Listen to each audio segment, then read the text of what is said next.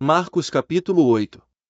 Naqueles dias, havendo uma grande multidão, e não tendo que comer, Jesus chamou a si os seus discípulos, e disse-lhes: 2. Tenho compaixão da multidão, porque há já 3 dias que estão comigo, e não têm o que comer. E, se os deixar ir em jejum, para suas casas, e desfalecerão no caminho, porque alguns deles vieram de longe. 4. E os seus discípulos responderam-lhe: De onde poderá alguém satisfazê-los de pão aqui no deserto? E perguntou-lhes: Quantos pães tendes? E disseram-lhe: 7. E perguntou-lhes: Quantos pães tendes? E disseram-lhe: 7. 6. E ordenou à multidão que se assentasse no chão. E, tomando os 7 pães, e tendo dado graças, partiu-os, e deu-os aos seus discípulos, para que os pusessem diante deles, e puseram-nos diante da multidão. Tinham também alguns peixinhos, e, tendo dado graças, ordenou que também nos pusessem diante. E comeram, e saciaram-se, e dos pedaços que sobejaram levantaram 7 cestos. E os que comeram eram quase 4.000, e despediu-os. 10. Entrando logo no barco, com os seus discípulos, foi para as partes de Dalmanuta. E saíram os fariseus.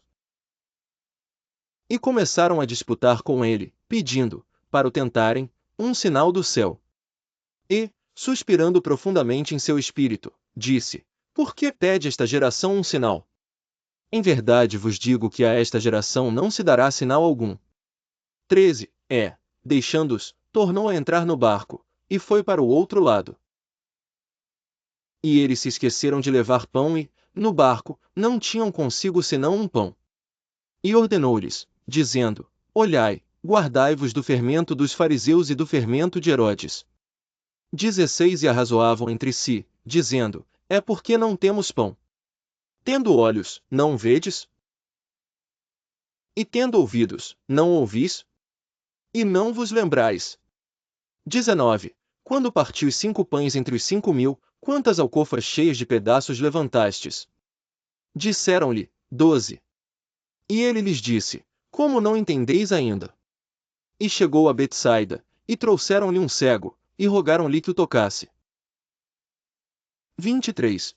Tomando o cego pela mão, levou-o para fora da aldeia, e, cuspindo-lhe nos olhos, e impondo-lhe as mãos, perguntou-lhe se via alguma coisa. E, levantando ele os olhos, disse: Vejo os homens, pois os vejo como árvores que andam. Depois disto tornou a pôr-lhe as mãos sobre os olhos e o fez olhar para cima, e ele ficou restaurado e viu a todos claramente. E mandou para sua casa, dizendo: Nem entres na aldeia, nem o digas a ninguém na aldeia.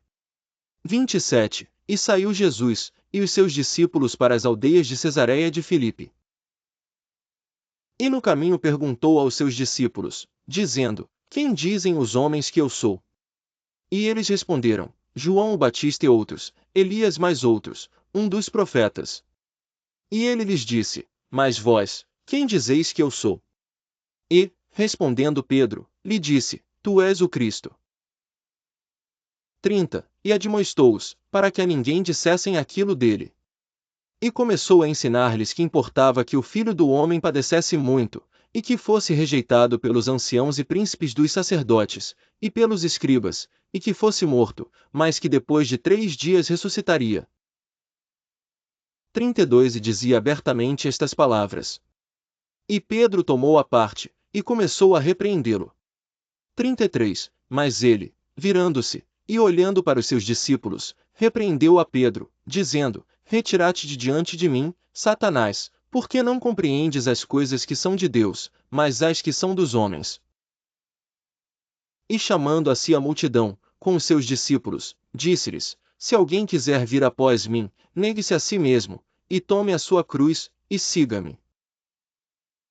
35. Porque qualquer que quiser salvar a sua vida, perdê-la-á, mas, qualquer que perder a sua vida por amor de mim e do Evangelho, esse a salvará.